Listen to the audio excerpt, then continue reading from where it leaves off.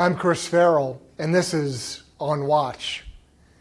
Thanks for joining us this afternoon. We appreciate everybody tuning in to get the latest update on what Judicial Watch is up to. I want to talk about two investigations that we're currently involved in that you may or may not have heard too much about on the news, but I want to draw your attention to because I think they're really important. And then after talking about that briefly, we will slide over to answering your questions that have been submitted online. And our producer, Matt, will give me ideas of what's out there and what I can answer for you. So case number one that I think is interesting has to do with New Jersey Governor Christie. There's a very curious thing going on in the state of New Jersey between the governor's office and a nonprofit healthcare provider, a very large healthcare provider, which is Horizon Blue Cross Blue Shield. About 4 million folks in New Jersey are covered by that insurance plan. Well, there's this question, and that's why we're investigating it. It's a question of whether this is good old-fashioned political horse trading or whether this is some kind of a political shakedown. And the reason I raise that question and the reason why we're investigating is that Governor Christie has sought $300 million and 4 board of director seats for the nonprofit Horizon Blue Cross Blue Shield. And what he's saying is, hey, look, I want to open up an innovative new opioid addiction treatment center and start this because of the addiction problem in New Jersey, which is totally legitimate. It's an opioid epidemic. But the trade-off here is he's going to a private nonprofit and seeking money from them and seats on their board. And then the flip side of it is there are some former staffers from his office that work for another health insurance firm and some other powerful politicos in New Jersey. The stakes are being raised week by week. It's a case now where the governor threatened to hold up school funding in an effort to force this private nonprofit to cough up the $300 million. It's a very curious situation, and frankly, that's why we're asking questions about it. So we filed the New Jersey Open Public Records Act request. That's a state level of like a FOIA request that we file federally. We're looking for documents, communications, all those sorts of things that would lay out what exactly is behind this deal. And again, the question is political horse trading, which goes on all the time, no big deal, or something a little murkier with political pressure being applied to a private organization where others may benefit. And so that's an open question for us. It's a question of open records and documents. We're going to get those records and documents. We'll make it public. Hopefully there'll be some press in the great state of New Jersey. And Governor Christie, I'm sure, he's not a very shy person by any stretch of the imagination. Governor Christie can come out and explain exactly what it is that he's doing, what he's looking for, and who else is involved on the other side of the transaction.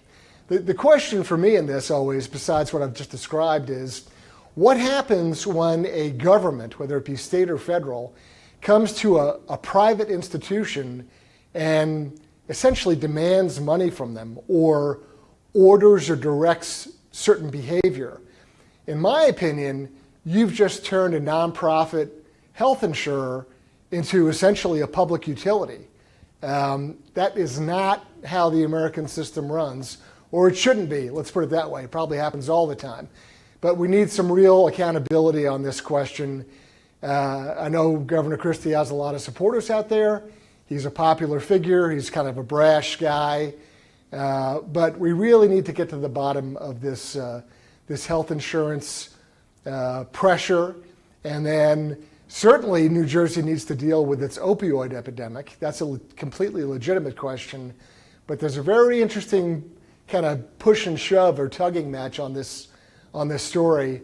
Judicial Watch reported on it in our blog called Corruption Chronicles. You can go there to read all the details of the who's who and what's what. So I encourage you to do that. Story number 2 that I'd like you to know about has to do with Judicial Watch litigation. You may remember back earlier this spring, we had defended a 74-year-old U.S. Army veteran in U.S. District Court, in the federal court in Los Angeles, because he posted 2 4x6-inch American flags on the gate, on the fence around the Veterans Administration complex in Los Angeles. And you would think that the U.S. Attorney for the Central District of California had other things to worry about than a 74-year-old veteran putting 2 American flags on a fence. But no, they sought to prosecute him, which really is insane on a number of levels. But thankfully, we prevailed, and the case was dismissed. So that's victory for the veterans. That's victory for freedom of speech. It's victory a number of different ways. And hopefully the U.S. Attorney in the Central District of California rethinks spending their time, money, and effort going after a 74-year-old veteran for displaying an American flag. But there's a larger question about that Veterans Administration facility. First of all, it's huge. 388 acres. Frankly, it's prime real estate in Los Angeles. It's right adjacent to the Brentwood district of LA, which is a very high-end, very expensive community. And that 388 acres was specifically set aside 130 years ago for veterans. And so the question we had is, this is a huge complex. Certainly we have a lot of veterans issues that need to be resolved. President Trump has made Veterans Administration a big priority. There's issues concerning healthcare, PTSD, traumatic brain injury, a whole host of issues that really we have an obligation to our veterans to follow through on. And so here's this huge complex, 388 acres, in Los Angeles, deeded specifically 130 years ago for the VA. But you know what? It's not used exclusively for the VA. There's a baseball stadium built on the property. There are other sports fields. There's even a dog park. And questions have been raised as to, well, if this is supposed to be VA facility and VA use, and we all know that there need to be veteran treatment facilities and other support and benefits for veterans who are of all wars, whether it's the dying off age or that generation of World War II guys to Korea, Vietnam, and certainly right up to the present. Where's that land gone, and who decided that a baseball stadium would be built or that a dog park would be used on that land? And so we are now suing to compel the production of records and documents detailing who made those decisions, at what cost or price, who's responsible, why aren't those facilities being used for veterans? There needs to be some accountability. We're in court fighting for it, and we'll get those answers to you as soon as we compel these agencies. And frankly, it's everybody. It's the VA, it's the city of Los Angeles, it's Senator Feinstein, Kamala Harris, a whole host of people who are all involved in making decisions about that property when it was clearly dedicated for use to support our veterans. And so that's a big question. We're going to get to the bottom of it. It may have been technically legal, that's fine, but we want the documentation. We want to have it established as to how these decisions were made and how it was that certain people benefited over veterans. So at that point, those are the two stories I wanted to share with you. You may not have heard about them, but look, we've got 4,500, probably closer to 4,700 Freedom of Information Act requests actively being managed in a database here. We have lots of investigations about all sorts of things. And, this is just a little slice of the pie or a little snapshot. I'm happy to share it with you. Hopefully it gets you interested. Go to our website, judicialwatch.org, browse around. There's all kinds of fun stuff there to look at. And so now I'm going to turn to my colleague, producer Matt, to give us some questions from you. What's going on, Matt? All right, Guy L. wants to know, does there not exist a document with the intent behind these actions by the governor? That's just it. That's what we want to know. I guess previously, Open Records Acts had been filed in New Jersey asking about this transaction, and the governor's office had declined to produce them, saying that because of a commercial interest exemption under the law, they couldn't disclose the information. Well, I don't know that that's exactly 100% accurate, and certainly we've asked a much larger framework of questions of the governor's office. And so if you go to our website, if you go to Corruption Chronicles, click on the Chris Christie story, read it. You can also click within the article is embedded a copy of our Open Records Act that we filed. You can read for yourself and see what we've requested. We just think there needs to be documentation. If the state is going to move against a private entity and demand $300 million and 4 seats on their board of directors, you've got to understand what happened here, and there's got to be documentation. We have a question from Carolyn M. Who's making money off the property under the control of the Veterans Administration?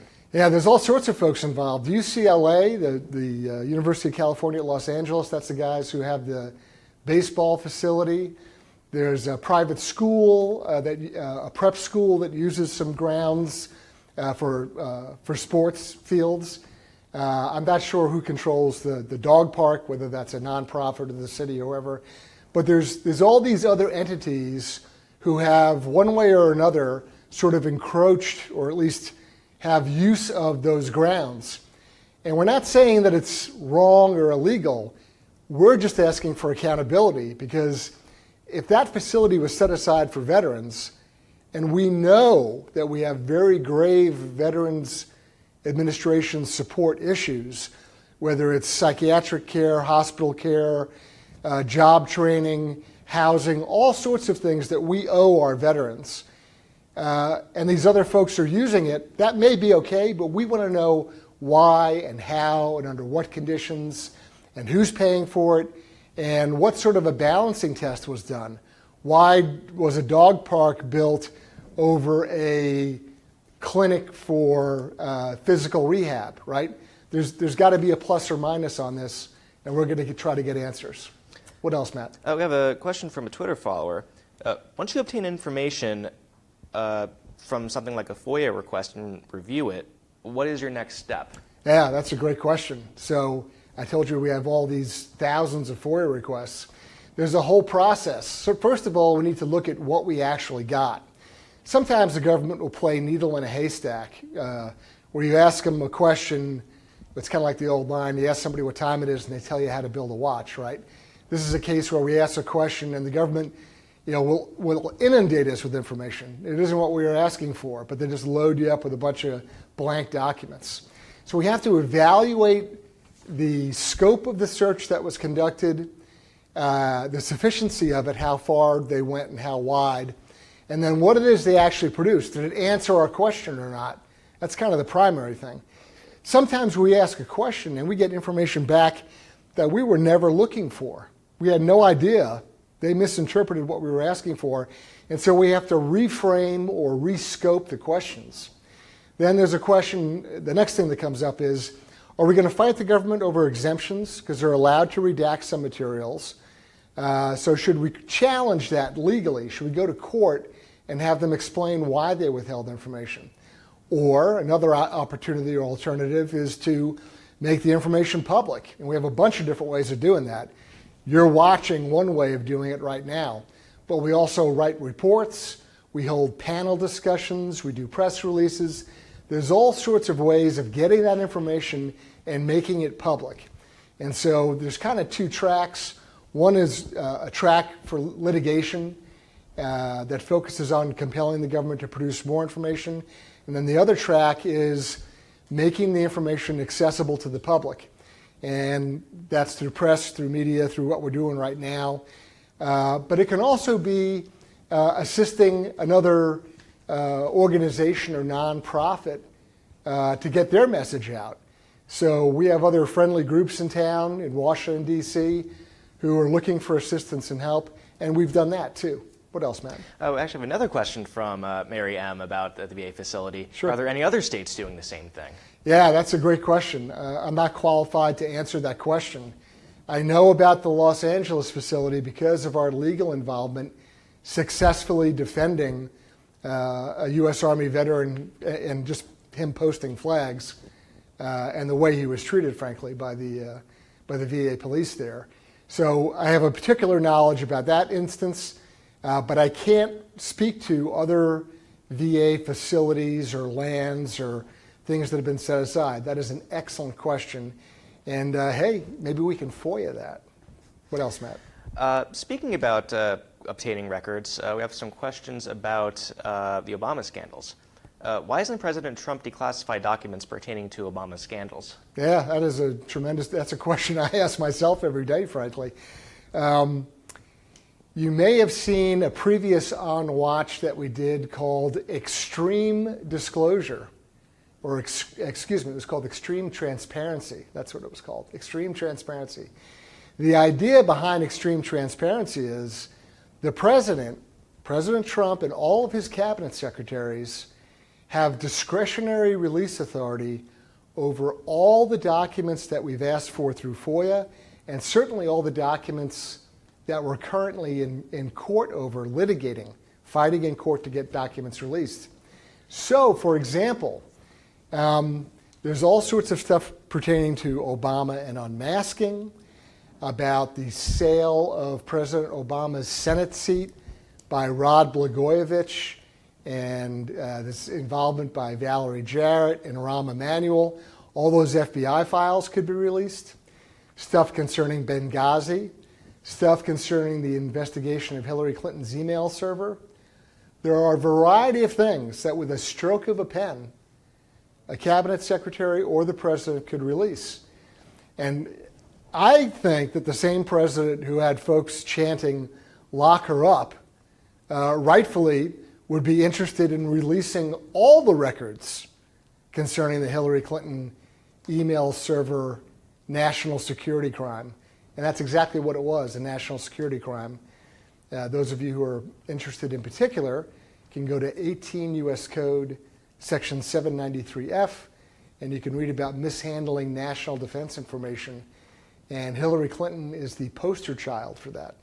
We have another question from another Twitter follower. Have you found that there is less pushback obtaining information that you need under the Trump administration? And if not, what needs to be done? Yeah, this is also a sad story. Essentially, there's been no difference in the Trump administration, Justice Department battles with us in court.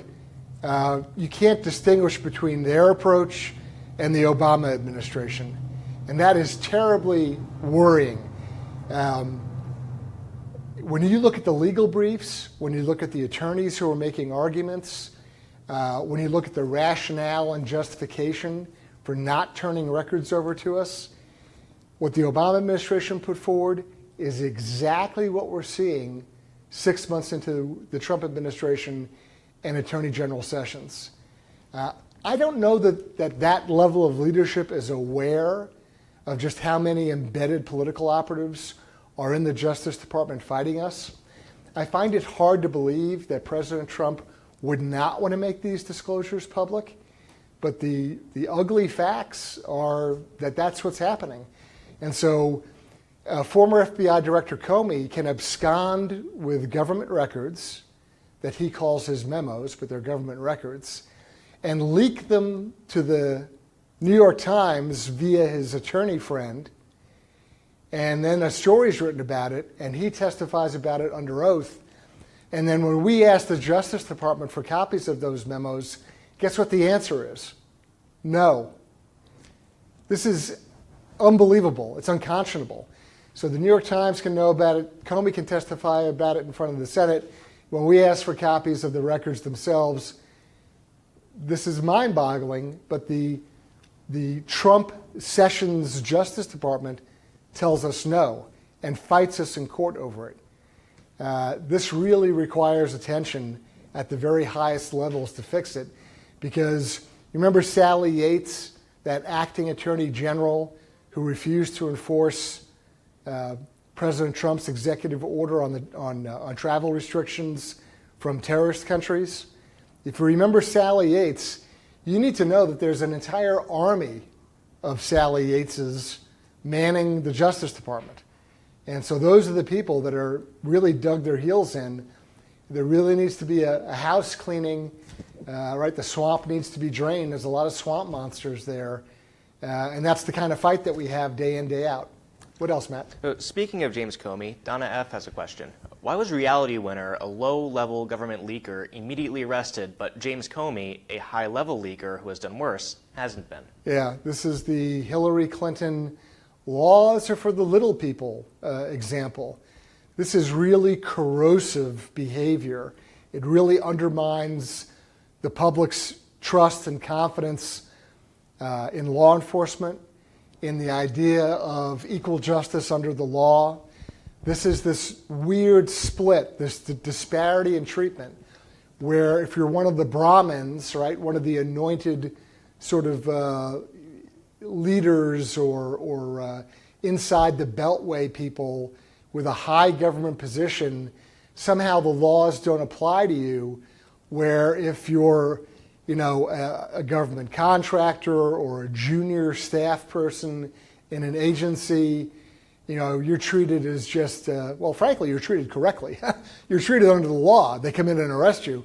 But it's just, there's such an incredible disparity in treatment that people say, well, look, if you're just a munchkin out there doing your thing, and you try to behave yourself and work hard and play by the rules, you're subject to a different justice system, a different legal standard than the Hillary Clintons and the Comeys and the McCabe's and the Loretta Lynch's, the Susan Rice's. I mean, all of those people, in my personal opinion, they should all be before a grand jury or under indictment. There's lots of reasons why. And so you look at this young lady down, I think it was in Georgia, Reality Winner of all names. And, she gets the full force of the United States government, which is fine for what she did. I'm not complaining about that. If she did what's claimed, and there's reason to believe that she did, she should be prosecuted that way. But just as the question was posed, well, what about Comey? What about Lynch? What about Clinton? Yeah, what about it? And I hope that Attorney General Sessions has grand juries running and that there are investigations looking into all these people. Grand juries operate in secret, so it's tough to necessarily know what they're up to. But I sure hope that there's some kind of positive action being taken, because this disparity of treatment and the notion of equal justice under the law, it's got to be resolved. I mean, it's insulting. It's a betrayal of the Constitution. What else, Matt? I think we have time for one final question. One I think more. it's a really good one that ties everything up. Sure. Tanya Y wants to know why Hillary still has security clearance. Yeah. Why does she have a security clearance? I got a little news for you. Every other U.S. government employee or contractor, let's say you're a defense contractor from, I don't know, pick one, Boeing, right? If you leave government service, if your contract ends or you decide you're going to go off and go do something else, or you're a federal government employee, a member of the armed services, and you just transition, you decide to do something else, or you retire, or in some cases you're separated, they have a RIF, a reduction in force, and people are told, hey, thanks for playing, but it's time to go. At that point, when you separate yourself from government service, in 99.9% of the time, that's it. Your clearance is done. You may still have a legitimate background investigation and you may be eligible to be cleared to take another job, but your access at that point is suspended. So the notion that Hillary Clinton is still running around with a security clearance, I can't imagine why, first of all. But secondly, who made the decision to permit her to have continued access after even the phonied up Comey investigation concluded that she had been grossly negligent in handling classified information? What are the consequences? So purportedly, the State Department is doing its own review now. But let me tell you something. Any other government employee, when they separate from service, they're done. They get debriefed. They no longer have access. The clearance may still exist out there, but they're not entitled to classified information or access to it or those persons or files or anything else. There's got to be a complete break. And that's how the system works. Again, I'm not guessing at this. I did it for a living as a special agent of Army counterintelligence, so I know of what I speak in these matters. So listen, Matt, I think that's it for today's broadcast. To all of you Judicial Watch supporters out there, we really appreciate you taking the time. I know some of you are on a lunch break and sneaking a peek. Thanks very much. We appreciate it, and we'll see you back next week. I'm Chris Farrell on Watch.